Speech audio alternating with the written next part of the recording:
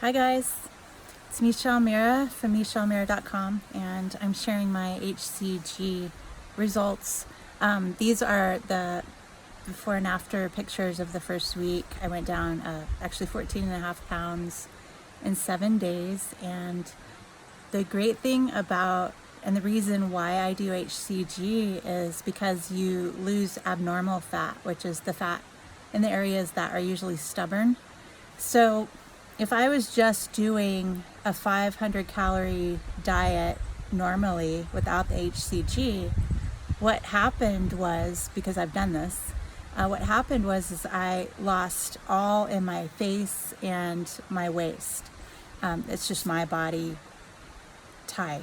I have the hourglass body type, and so when it's not HCG, I lose it just in my waist, which makes my hips look bigger, and in my face, which makes it, eventually I just look really drawn and kind of sickly. And I also developed stomach issues, an ulcer, and just intense stomach cramps, like I'd had too much acid. And also I ended up developing colitis, not chronic colitis, but acute, which they treated. But so all of this was without HCG, when I felt like I could just cut out the calories and that it would work. So I wouldn't recommend that. However, on HCG, I have had really good energy, even, going through this bit of depression that I went through this last month or so. I still was able to, I wasn't weak and I wasn't tired and I wasn't getting, dizzy spells or anything like that. And actually, there were very few days where I felt hungry. And so I was also doing coffee and nut pods or Keto Creamer. I kind of alternated it, but I did find that the Keto Creamer that has butter in it stalled me, and I didn't realize it had butter in it until later. So that was just one type of Keto Creamer that I had tried. So the nut pods work for me, and it gives me that extra flavor in my coffee, because just black coffee can kind of be a bummer. So just, some people the nut pods work for. I've read for some people it doesn't, and I would just not overdo it. But it's worked for me, and it's been a really successful round of HCG, and I feel really good about where the weight's come off, because it's come off in my hips and my thighs and my lower legs, which for me, that is usually the last place I can lose it, and it's pretty impossible to lose significant weight in those areas. So going down as quickly as I did the first week, and then just seeing where the weight came off. Now I did, after the first week, I did have some cheat days. I did eat cheese on certain days, and it would stall me, and then I would just do the 3-day water fast, and it would come right off. Normally, if you have one cheat day, you can get away with doing the water fast for the next day or several days, 3 days, and it'll come right back off, and you'll get down.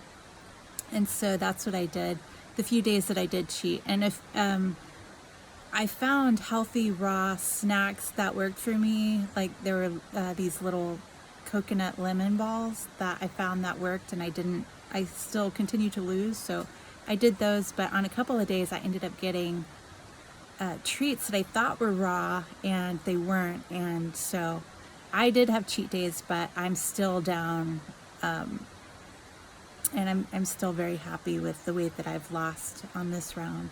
And so in this video, I'm including my before and after of the first week, and yeah, I just wanted to share the journey and just kind of talk about what I'm doing. I'm drinking lots of water. And then I'm doing basically the one meal a day I'm doing all of the meals in one day, but I cut out the fruit because I just wasn't wanting it. So I just do the protein and the vegetable, and I'll do the double portions in the one meal, which that's just my choice. You can do the 2 meals, or you can, do it like the HCG 2.0. And I'll put that link and Dr. Simeon's link below. So, yeah, and I'm doing the sublingual, the drops, not the injections. I don't do injections. Yeah, I don't do needles. So it has worked for me. And honestly, every time that I've done HCG, it's worked for me, and I love it. I really pushed my eating last summer because I was traveling a lot, and I just allowed myself to eat whatever was there, which for me is pretty dangerous because I have dairy and gluten intolerance, and so the weight can come on pretty fast. So I did go up from that, and this is the reason that I wanted to do that HCG again. So I combine the HCG, intermittent fasting, and yeah.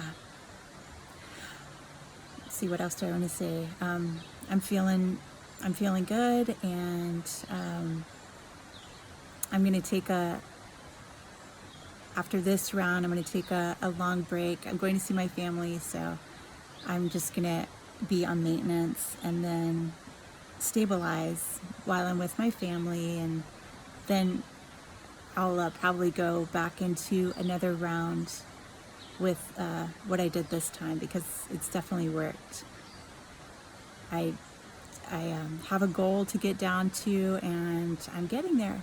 So, and I feel like this is going to be, the beautiful thing about HCG too, which I've talked about, is that you reset your default weight. So, we all have that weight that we go back to when we're eating, whatever it is that we allow ourselves to eat, and we're not dieting. We always have a default that we go back to. And so each time that I do the HCG round, I reset that default. And because it's so effective at resetting your default, when I did just go crazy with what I was eating and just started eating sugar and all the bad things again, it took quite a while for my weight to climb back up, because my default weight had been set that way. But I don't recommend doing that. The best way to keep it off and to keep your default weight set at where you want it is to really just, you can eat healthy foods. I find that I can allow myself sweet treats with stevia. You can always substitute stevia. It's cup for cup. So it's really easy to tweak recipes and use stevia instead of sugar. And I'll do blueberries, and I'll get whipped cream, heavy whipping cream. I'll whip it myself and add stevia, and it's delicious. The other thing I'll do is I'll allow myself, this isn't on the weight loss part, the P2, but I'll allow myself to have dates and bananas, and I'll cook them, and then I'll put stevia if I want them sweeter, or I'll do strawberries, whipped cream, and I've even added pecans, crushed pecans or crushed nuts with stevia, whipped cream, and strawberries, because strawberries are lower in sugar. And so you can substitute and still get your sweet craving satiated when you're eating normally. And I've been able to keep the weight off for a long time by doing that, because for me, I don't want to feel deprived. If I start feeling deprived, then I push it. And so while I was traveling, I pushed it. And so, now I'm going back through the rounds again and having to work harder. And that's just the way it is. I mean, it's a lifestyle change after, but you can still treat yourself, and you can still substitute with healthy things instead of the bad things. And actually, sugar it's almost like a drug. It's so bad, and I don't think that anybody thrives eating a lot of white sugar. So I would highly recommend substituting stevia or agave syrup or coconut syrup. You can get, I think it's called Nactivia syrup, very low in sugars, and you can even make crepes with just eggs and cream cheese, sweeten it with stevia, and use the, I think it's Nactivia. I may be correcting this later, but anyway, it's you can find syrups that are low in sugar and healthy for you, and that is how I kept my weight off for a long time and stayed healthy. So substitute, guys. Instead of salt or soy sauce, you can use Bragg's amino acids for the salt flavor, and there's always substitutions. So I kind of went off on a tangent here, but I'm just trying to share what's worked for me, and what I plan on doing in the maintenance phase. And you know, it's basically you just stick with the diet, but you increase the portions, and then you slowly add back in the fats, which I would recommend that in the form of nuts or avocados or coconut oil. Just slowly add them back in, and your body will adjust very quickly to that. So try not to do what I did last summer and just go crazy. And yeah, you'll have great success. This is awesome.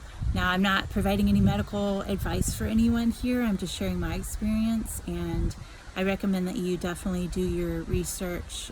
If you do decide to do something other than the drops, if you decide to do injections or go that route, like, definitely research it for you and find out what's going to be the best. And if you're on medications, talk to your doctor first, because you don't know, how it's going to react with the medications that you're on. And I'm not on any medications, so this has worked for me, and it works for a lot of people. But definitely take responsibility for yourself. Do your research. Don't, go on just what anybody tells you, what I tell you. Find what works for you, for sure. All right, I will include links for everything that I'm doing, and I'll also include some links for herbs that have been helping me. Actually helped me with a knee injury that I had, and enabled me to be able to do yoga and dance again while I was on the HCG round. It enabled me to walk again, and also these herbs have helped me with just well-being, sense of well-being, like just helping me really get to a place of feeling like, okay, everything's good, I'm good. It helps balance the brain, and it has also, which I didn't realize was going to do, it helped my knee injury. And before I was taking CBD oil for the knee injury, but it just kept I couldn't take that while I was on HCG. The oil itself, I couldn't take it without stalling.